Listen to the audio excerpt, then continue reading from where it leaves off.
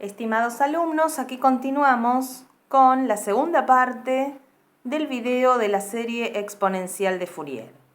Recordemos que en la primera parte habíamos visto que dada una función seccionalmente continua y periódica con periodo t, podíamos escribirla de esta manera en lo que se llamaba la serie exponencial de Fourier. Teníamos un término independiente que era igual que la 0/2 de la trigonométrica, era el valor medio, siempre real, y luego una suma de funciones, de una combinación lineal, mejor dicho, de funciones exponenciales complejas, ¿sí? E a la jn omega x por un coeficiente c sub n y también acá el conjugado. Bueno, ¿cómo se calculaban los c sub n? Los c sub n tenían relación con los coeficientes de la trigonométrica, aquí está. Y también habíamos visto que se podían calcular con esta fórmula. Vamos a ver en este video dos ejemplos de serie exponencial. El primero, nos dan esta función que lo primero que hacemos es graficar, como siempre, les recomiendo. A ver, entre menos pi y 0 la función es nula, y luego entre 0 y pi tiene valor pi, y esto se repite cada 2pi unidades. Aquí tenemos entonces esta función que se llama onda cuadrada, ¿sí? Es un tren de ondas cuadradas.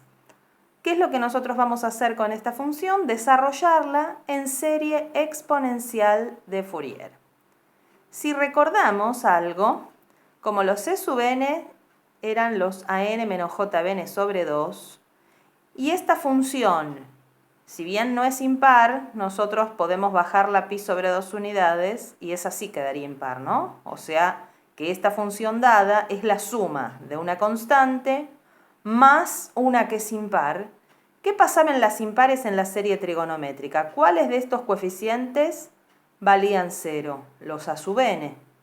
Es decir que en la serie trigonométrica tendríamos una serie exclusiva de senos más un término independiente porque esta no era verdaderamente impar, ¿no? Con lo cual es de esperar que todos los c sub n sean como imaginarios puros. Eso le va a pasar a las funciones impares. En este caso, además, va a estar el término independiente, ¿sí? Por no ser una impar verdadera. Bueno, estemos atentos a eso. Nos tendrían que quedar imaginarios puros. Todos menos el c sub 0. Comencemos el cálculo. C sub n, aquí está la fórmula, era 1 sobre el período y la integral a lo largo de un período de la función. Lo que pasa que en este caso nuestra función en una parte era nula, entonces solamente vamos a integrar entre 0 y pi, ¿sí? Porque entre menos pi y 0 valía 0. Ahí, entre 0 y pi, que es donde estamos tomando, es constante pi. Y ahora vamos a plantear la primitiva. Podemos simplificar pi primero. Y esto es muy importante. La primitiva que voy a escribir es válida siempre y cuando n sea distinto de 0, ¿ven? Porque n está en el denominador. Con lo cual, más adelante tendremos que calcular qué pasa si n vale 0. Ahí tenemos la primitiva. Vamos a reemplazar por pi y por 0. E a la 0 todos sabemos que vale 1. Y e a la menos jn pi, ¿cuánto vale? E a la menos jn pi, que ahora lo vamos a resolver. Lo que en este paso hice fue multiplicar arriba y abajo por j para ya ir sacándola del denominador. ¿Cuánto vale entonces e a la menos jn pi y además j cuadrado que nos quedó en el denominador? Bueno, e a la menos jn pi es menos 1 a la n. Si recuerdan de la fórmula de Euler, esto se podía escribir como el coseno de menos n pi y después la parte imaginaria que tenía el seno de n pi es nula y el coseno de n pi era una función que valía 1 menos 1 dependiendo de si n era par o impar. Por eso es que a esta parte la reemplazamos por menos 1 a la n. Y acá abajo j cuadrado da menos 1, con el menos queda directamente 1, por eso quedaba el 2 que estaba y la n. Ahora analicemos un poquitito la expresión. ¿Qué pasa si n es par? Si es par, no nulo, porque esto era válido para los n distinto de 0. Si n es par, esto que está acá es 1 positivo, menos este 1 se anula. Todos los C sub n con n pares no nulos van a valer 0.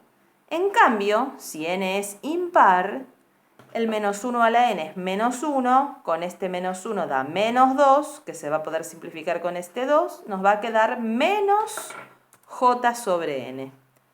Esta es la expresión para los C sub n con n impar.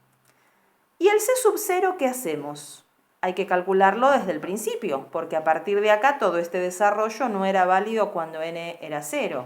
Así que hay que comenzar con la definición original, que esta sí era válida para todos los C sub n. En este caso, entonces, reemplazamos en la fórmula original la n por 0, e a la 0 es 1, nos queda solamente la integral de la función. Y en este caso, que también simplificamos pi con pi, pero después integramos entre 0 y pi diferencial x, nos queda pi sobre 2, ¿sí? Por el 1 medio que estaba delante. Lo cual lo podíamos haber sabido de antemano. Acá tenemos la función nuevamente, ¿sí? El c sub 0 es el valor medio, la misma interpretación que sabíamos de antes de la 0 sobre 2. Era una constante que en cada periodo dejaba áreas por abajo y por arriba iguales, ¿sí? Y justamente era la constante que había que sumarle a una función impar para obtener esta. Así que nos cierra perfecto eso. ¿Cómo queda entonces la serie? Acá está la fórmula que habíamos visto antes, genérica. En este caso sería pi sobre 2 más la suma. Si lo quiero escribir de esta forma, hay que ponerlo c sub n por e a la exponencial positiva más los c sub menos n por e a la otra exponencial. Pero se podría haber escrito de la siguiente forma, ¿sí? Como acá son solo los impares, k empieza de menos infinito hasta infinito, no hace falta quitar el 0. Si hubieran estado todos los n, pondríamos con n distinto de 0, que era el que estaba acá aparte, porque este es distinto a todos los demás. Pero los n y menos n, que son de la misma fórmula, los escribimos una sola vez, en vez de arrancar de 1 infinito e ir nombrando uno y uno, de menos infinito a infinito barremos todos. Esto sería por la propiedad conmutativa y asociativa de la suma. Bueno, ahí tenemos nuestra serie entonces. Lo que vamos a hacer ahora es desarrollarla un poquito. Acá yo la escribí, a ver, les muestro. Les fui escribiendo acá de menor a mayor. El c sub 0 lo puse en el medio en vez de adelante de todo, ¿sí? Este que sería el c sub 1, que vale menos j. C sub 3 es menos j sobre 3, c sub 5... Y acá están los negativos, ¿ven? Bueno, con puntos suspensivos porque tomé solo una parte de la serie. ¿Para qué tomé esto? Para poder graficar el espectro de amplitud. ¿Qué era el espectro de amplitud? Era un gráfico de los C sub n en función de n, de los módulos en realidad de los C sub n. Fíjense, el C sub 0, pi sobre 2, ¿sí? Es este, es el más alto. El C sub 1, que es menos j, tiene módulo 1. O sea que a esta altura sería 1. Ahí estoy poniendo la escala. C sub 2 valía 0, ¿sí? Al igual que el C menos 2. Ah, y el C sub 1, como era el conjugado del C sub menos 1, estos dos tienen la misma altura. Es decir, que los espectros de amplitud siempre van a ser simétricos. ¿Cuánto vale C sub 3? Y lo mismo su conjugado, que es el C menos 3. Valen 1/3. Porque uno es menos j sobre 3, el otro es j sobre 3, ¿sí? ¿Qué tenemos entonces aquí? El espectro de amplitud de frecuencia de esta función. Las componentes de frecuencia de la misma. El otro espectro era el llamado espectro de fase. Era representar los ángulos. Y en este caso, fíjense que todos los que tenían n pares valían 0, entonces no existe el ángulo. El vector nulo no tiene dirección, ¿ven? Entonces en los pares no va nada. Cuando n valía 0 era un número real, era pi sobre 2 y es positivo, con lo cual el argumento es 0. Todos los impares, quiero decir, positivos eran menos j sobre n, eran un imaginario puro negativo, el argumento es 3 medios de pi. Y los impares negativos, la n que era negativa compensaba este menos, nos quedaba, como habíamos visto antes, un imaginario positivo. ¿Qué argumento tienen los imaginarios positivos? Pi sobre 2. Con este espectro, con este diagrama, se complementa el de amplitud, ¿sí? Porque ya sabemos nosotros que los complejos no se definen solo con su módulo, sino módulo y fase, ahí sí lo definen por completo. Bueno, vamos a pasar a otro ejercicio diferente ahora. Si me dan a mí una función que vale 3, si t está entre menos 2 y 2, vale 0 cuando el módulo de t está entre 2 y 4 y es periódica con periodo 8. ¿Qué hacemos primero? Por supuesto, graficamos, ¿sí? A ver, vamos a dibujar, ahí está el periodo central, que es el que viene definido por esta parte, y luego por esta otra sabemos que esta misma parte que yo dibujé se repite a lo largo de todo el eje real, ¿sí? Ahí tenemos nuestra función y vamos a desarrollarla en serie exponencial de Fourier. Pero primero, ¿qué podemos observar de esta función? Esta función es una función par. Entonces, aquí que puse la fórmula de los c sub n, ¿qué va a pasar en este caso? En las funciones pares, los que no estaban de la trigonométrica eran los bn. Quiere decir que en este caso los c sub n nos van a tener que quedar exclusivamente reales, todos, incluyendo el c sub 0 además, que el c sub 0 también lo podemos ver a simple vista, ahora lo hacemos en la próxima pantalla, ¿sí? Pero entonces cuando una función es par, todos los c sub n son reales. Aquí está entonces de nuevo la gráfica y justamente vamos a poner los parámetros. T es 8, L, que es la mitad del periodo, es 4, y omega se calculaba como pi sobre L o 2pi sobre T, que es lo mismo, que igual se simplifica. En este caso queda pi sobre 4. Acá tengo la fórmula de los c sub n. 1 sobre el doble del periodo, de la mitad del periodo, o sea, 2L es lo mismo que T, y hay que integrar en un periodo la función por la exponencial. Hagámoslo para este caso. Nos quedará 1/8. La integral en principio va a ser de menos 4 a 4, ¿no?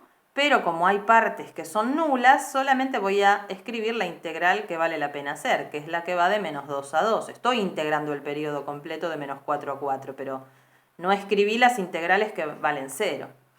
Ahí en esta vale 3 y la exponencial. Ahora entonces, si n es distinto de 0, vamos a poder escribir esta primitiva, porque la n está dividiendo. Y ahora hay que reemplazar la t por 2 y luego por menos 2 restándolo, ¿no? Acá podemos simplificar este 4 con este 8 quedándonos un 2 donde estaba el 8, así que tenemos 3 medios. Acá ya hice el reemplazo. Al reemplazar por 2, ¿no es cierto? Acá me queda, se simplifica con este 4 y n pi sobre 2, que es lo que puse acá. Y en la otra lo mismo, pero compensa el signo menos. Bueno, pero hasta ahora no se nota tanto que esto sea un número real. ¿No habíamos dicho eso? ¿Que los c sub n tenían que quedarnos todos reales? ¿Ustedes lo ven acá claro? ¿Que toda esta expresión es un número real? ¿Qué es lo que tenemos que tener en cuenta para ponerlo mejor en evidencia? La fórmula del seno, que habíamos visto antes. Cualquier seno se podía escribir como la diferencia de estas dos exponenciales sobre 2j. A ver entonces en nuestra expresión. Si yo tengo en cuenta esto, ojo que están los signos al revés, porque la exponencial positiva acá está restando, ¿no? Así que todo esto con un signo menos, que voy a tomar el signo menos de abajo. ¿Qué más voy a tomar de abajo? La j y el 2 que está aquí. Todo lo que yo encerré, justo, es la expresión de un seno. Entonces, ¿qué podemos escribir? Que los c sub n son el 3 que estaba arriba, todo lo que está acá redondeado es el seno de n pi sobre 2, y abajo n pi. Acá sí se nota, ven que ya no hay ninguna j, que estos son números reales.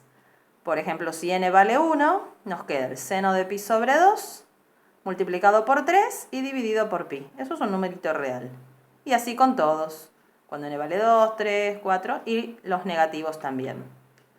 Pero ¿qué nos está faltando todavía? Nos está faltando el c sub 0, ¿sí? Acá lo estoy poniendo, c sub 0. ¿Por qué lo puse ahí? Porque lo vamos a observar directamente de la gráfica, no hace falta la integral acá. ¿Cuánto va a valer el C sub 0 sabiendo que es el valor medio? En este caso se puede sacar a simple vista, recordando que era una constante que dejaba áreas por arriba y por abajo iguales. ¿Qué valor tiene que ser? Sí, justamente 3 medios. Con lo cual la serie, ahora sí miren acá abajo, se va a escribir.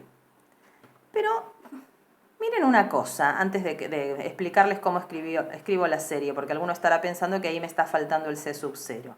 Si yo me fijo esta expresión, no la puedo evaluar en 0, obviamente, porque acá tenemos n dividiendo. Pero, por un momento, olvidémonos que n es una variable discreta. Tomémosle límite a esta expresión para n tendiendo a 0. Ustedes recordarán de análisis que el seno de x sobre x tiende a 1, ¿no? Cuando x tiende a 0. Entonces, seno de n pi sobre 2, si acá yo le pusiera un 2 abajo y completara en este nivel, toda esa parte tendería a 1 y me quedaría 3 medios. Es decir, que el valor del C sub 0 es como tomarle el límite a esta expresión para n tendiendo a 0. Entonces lo vamos a incluir así directamente. Ponemos la sumatoria de todos estos coeficientes de menos infinito a infinito, pasando por el 0 incluso, sabiendo por convención que, bueno, cuando está indeterminado se toma límite, ¿sí?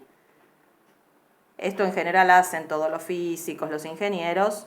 No es una cuestión estrictamente matemática correcta, pero se hace así, justamente por la similitud. No lo mismo en el ejercicio anterior, donde no tenía nada que ver. Aquí tenemos entonces la serie. Y en este ejercicio, además, vamos a aprovechar a dibujar el espectro de amplitud. Acá tenemos la función.